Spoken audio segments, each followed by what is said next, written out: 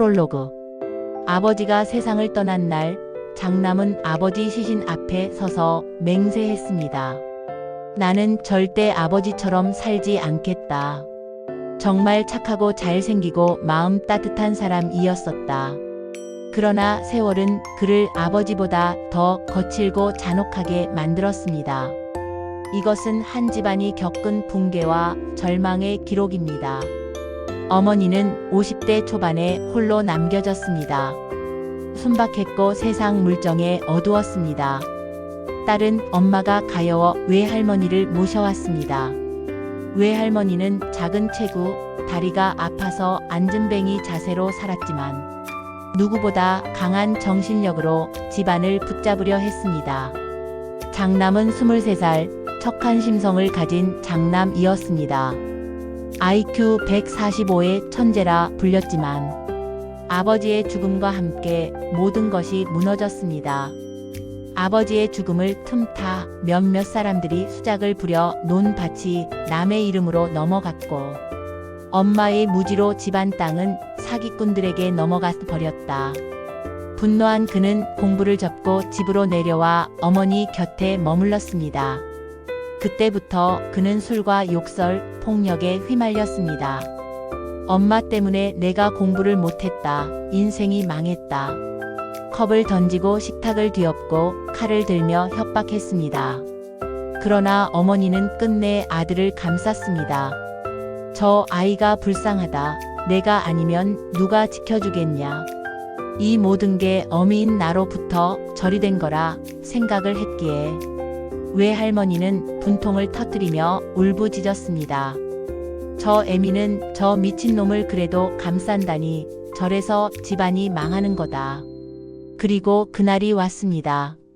논을 팔아서 돈을 만들어 달라는 부탁을 안 들어준 어머니께 그저 아들의 망나니 짓거리가 아닌 낫 자루도 휘둘러고 해 대던 아들이 술에 취한 장남은 도끼를 들고 방 안으로 들어왔습니다.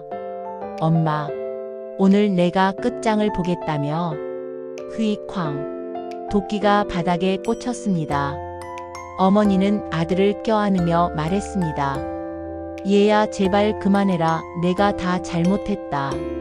외할머니는 충격에 애구구 연발적으로 절규했습니다. 저 미친놈이지 애비보다 더하다. 저 애미는 저놈을 감싸고 있으니 아이고 내 팔자야. 작은 몸으로 울부짖던 외할머니는 결국 충격에 쓰러졌습니다.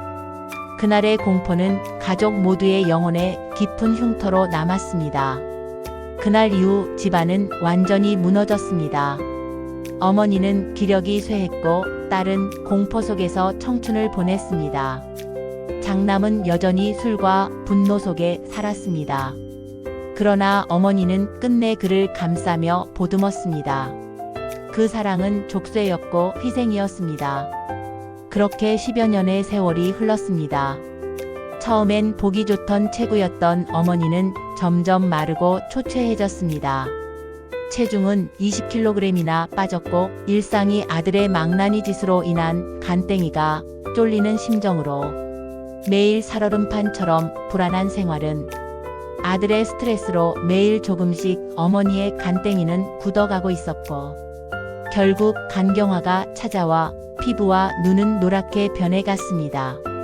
죽기 2주 전 어머니는 힘겹게 속삭였습니다. 물이 먹고 싶다. 시원한 수박 한 조각이라도 먹고 싶다고 하여 수박을 가져왔으나 그러나 굳어버린 간은 그 소망조차 허락하지 않았습니다. 한 조각도 삼키지 못하는 몸. 결국 가족들은 병실 한쪽에 수박을 올려두었습니다. 어머니는 그것을 바라보기만 했습니다. 그 모습은 처절했고 보는 이의 가슴마저 찢어 놓았습니다. 어머니의 배는 점점 부어올랐고 만삭의 배처럼 엄청 힘들어했다. 결국 의사에게 배의 물을 좀 빼달라고 요청했으나 의사는 배에 물을 빼면 임종을 앞 당길 수 있다고 하였으나 어머니가 너무 괴로워하여 가족들과 상의 후 그러기로 결정. 의사는 그 큰 주사 바늘로 그냥 배에 직접 푹 찔렀다. 갑자기 빠른 속도로 빼면 매우 위험하다고 하여 24시간 동안 천천히 한 방울 한 방울 그렇게 시커먼 핏물의 체액이 2병이나 나왔고 어머니는 그제서야 아이휴 이제 좀 살겠다며 힘없이 웃으신다. 다음날 또 복수가 어제처럼 가득 차서 의사에게 또 좀 빼주시라고 하니 오늘 복수를 또 빼면 24시간 내에 임종을 한다고 신중하게 생각하랜다. 그래도 빼는 것에 결정을 하고 나는 몸부림치며 울부짖었다. 어머니의 매일 쫄려하고 불안하고 고단한 삶을 살으신 것에 내일 어머니가 죽으시는 것을 아는 나는 온마음이 무너져 내리는 듯 하였다. 임종의 날 온 가족이 병실에 모였습니다. 어머니는 노랗게 변한 얼굴로 힘겹게 몸을 일으켰습니다. 그리고 장남의 품에 안겨 흐릿한 눈으로 가족들을 바라봤습니다. 마지막으로 남긴 유언은 이 한마디였습니다. 우애 있게 살아라 애비야. 죽음 직전에도 어머니는 제발 제발 정말 부탁한다고 말한다. 방 안은 숨소리조차 멈췄습니다. 눈물과 탄식만이 가득했습니다. 그러나 그 장남 25세 시절 마을의 20살 예쁜 아가씨를 겁탈하여 억지 결혼으로 끌어낸 인물이었습니다. 사랑이 아닌 폭력으로 시작된 결혼. 그로 인해 또 한 여인의 인생이 짓밟혔습니다. 그런 장남을 끝내 감싸며 어린 아가씨를 며느리로 삼고 친정 엄마도 없는 새언니를 딸처럼 음식하는 것도 가르치며 예뻐해 주셨다. 새언니도 친정 엄마 없이 자라서 시어머니를 정말 좋아하게 되었고 잘 따랐다. 그런 어머니는 죽음 직전에도 아들을 찾았고 어머니는 장남인 아들의 품에서 마지막 숨을 거두었습니다.